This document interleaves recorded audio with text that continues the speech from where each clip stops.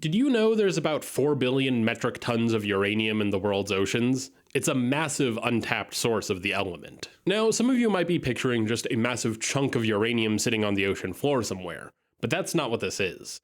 The uranium is in the water itself, but given the sheer size of the world's oceans, it's only a concentration of around 3 parts per billion. That means that if you were to take a liter of seawater, there would only be about 3 micrograms of uranium dispersed through it. Now, one might want to care about uranium because it is a pretty valuable element. It's the primary fuel for nuclear power, and of course, it's a key component of nuclear weapons.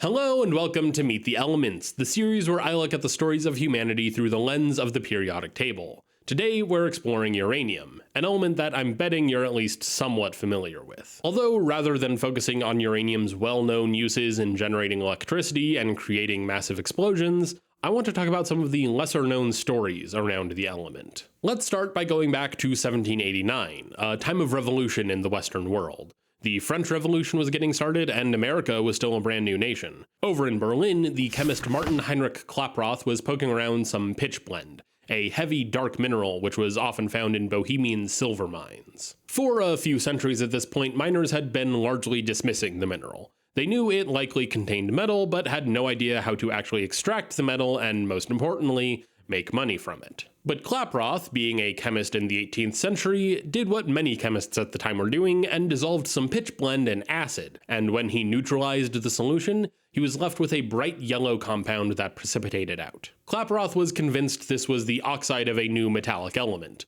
although it was likely sodium diuranate, and tried to isolate the pure metal by heating this yellow powder with charcoal. Klaproth got what was likely the actual oxide of this metal, but he mistakenly believed it was the pure metal. Either way, Klaproth named this new element uranite, after the recently discovered planet Uranus, which was itself named after the primordial Greek god of the sky. The name was later changed to uranium to conform with elemental naming practices. Of course, it took nearly a century for someone to discover what uranium is now famous for, and like so many great discoveries in science, it happened completely by accident. The year is 1896. In Paris, the physicist Henri Becquerel was studying phosphorescence, the glow some materials give off after being exposed to light.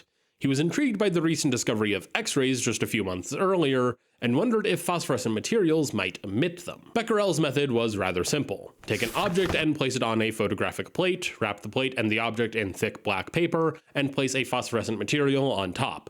Then place this setup in bright sunlight for several hours, and develop the photographic plates later. One of these phosphorescent materials Becquerel used was a uranium salt, and the first several experiments worked like a charm. But then the Parisian sky decided to be gray and overcast for a couple days, specifically February 26th and 27th. So Becquerel took his prepared plates and stuck them in a drawer, but still decided to develop the plates a couple days later on March 1st. To Becquerel's surprise, the developed plate was just as distinct as the ones left in sunlight. Becquerel conducted more experiments over the next couple months using non-phosphorescent uranium salts and came to his conclusion: the uranium itself was emitting penetrating radiation.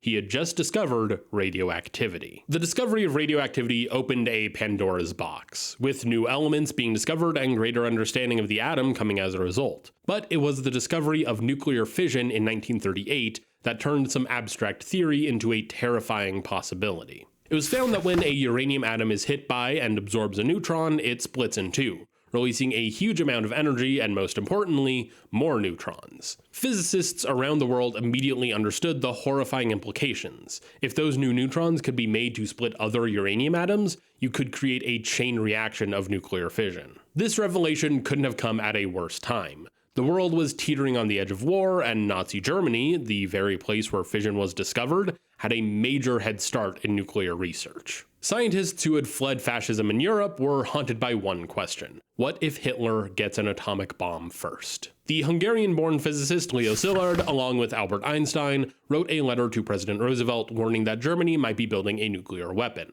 the president eventually being persuaded into action. That action, of course, became the Manhattan Project, and one of the early efforts of the project was to prove that a sustained nuclear chain reaction was even possible. This was the task of the metallurgical lab at the University of Chicago, led by Enrico Fermi. The plan was to build a huge lattice of uranium and a moderator material to slow down the fast-moving neutrons released during fission. This moderator was crucial, since a fast neutron is less likely to be absorbed by a uranium atom. Fermi, along with Leo Szilard, determined that ultra-pure graphite would work perfectly. And interestingly enough, this is where Nazi Germany struggled with their own nuclear weapon development. They had mistakenly dismissed using graphite due to impurities present in their samples, and were pursuing the much more difficult path of using heavy water. But back to Chicago, it was determined this atomic pile was going to be built underneath the university's football field in a seldom used squash court, and on December 2nd, 1942, it was time to see if a sustained nuclear reaction was possible.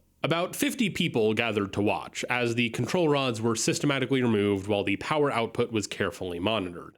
At 11:25 a.m., an automatic safety rod abruptly halted the process, and Enrico Fermi ordered the control rods to be reinserted before calling for lunch. At 2 p.m. they resumed, pulling the control rods out once more. By 3:20, they were almost there as the final rod was withdrawn. At 3:25, Fermi announced the pile had gone critical, and 28 minutes later, the alarm sounded that they were past the safety level. The power output was tiny, about half a watt, but the implication was infinite. They had done it.